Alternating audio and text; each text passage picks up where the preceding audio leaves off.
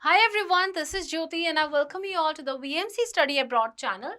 And today we are talking about redundant phrases. So let's get started. Today the redundant phrase we'll talk about is foreign imports. See, as I told you already, the word redundancy, it means adding information to a word or a sentence which is which is not even necessary, right? So here foreign imports, if you see these two words differently, uh, I just want to say individually, if you see these two words, so foreign it means comes from uh, a different nation, right? For example, foreign language, a language of different nation. Similarly, import is also a thing that comes from different nation or different place, which is not somewhere you can find in your natives, right? So foreign import, these two words are again synonymous. How? Import Imports are products that originate in other country. For example, if I say I have imported perfume, it means I can say I have a foreign perfume. Like that perfume, the brand of perfume is not of India, right? This is what I mean to say. So these two words you do not have to use all together. This is what I'm saying. So let's learn with example.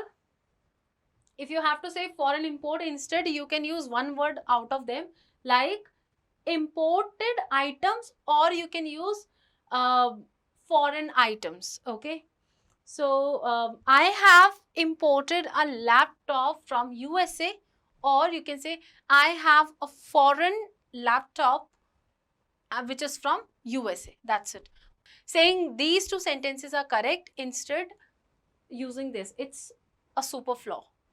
Moving to next redundant phrase, which is invited guests. How many times you have said this particular phrase? If you see and look closely, invited, it means you have invited someone, and definitely those are invitees would be guest, right? So don't use invited and guest altogether. Instead you can use them as separated terms. For example, here if you learn about the definition of it, guests are the what? People whom you have invited, right? So you can use these words invitees or guest instead of saying invited guest. Use one term out of them. Or the next example, like if you learn with the example, it says not all invitees attended both meetings. Not all invitees, it means invitees means the people whom you invited, and those were the guests to you, right? That's it. Next redundant phrases, past history or past records, multiple times. Like either you are in hospital or you are learning history, people say multiple times the same redundant phrase, which is past record does not talk about this, past history does not talk about that. What is this? See, past, it means history. So why are you trying to say past records? We understand records can be data which is kept for a long time, and definitely that record of past. So isn't it redundancy, like using something which is not even necessary here? History is by definition a record of past. So it is something which is nonsense using past history. No, instead use history or past, or use record. Do not use these two words together.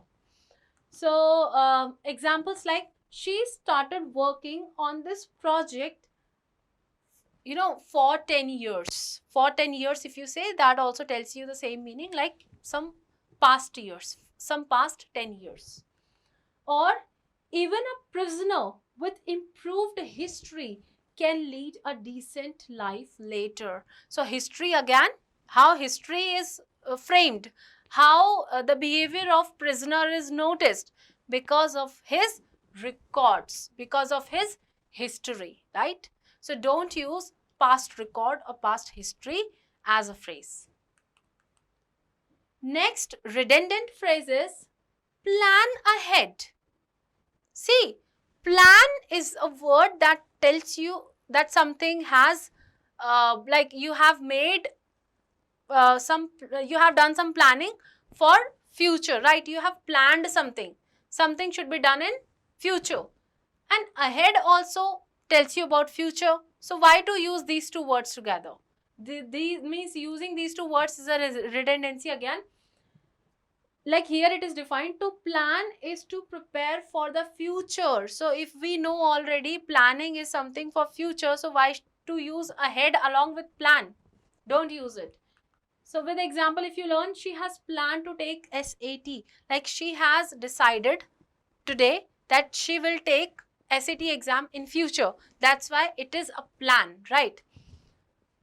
So this way you can use this word, and that's it for today, guys. I hope you have enjoyed the video.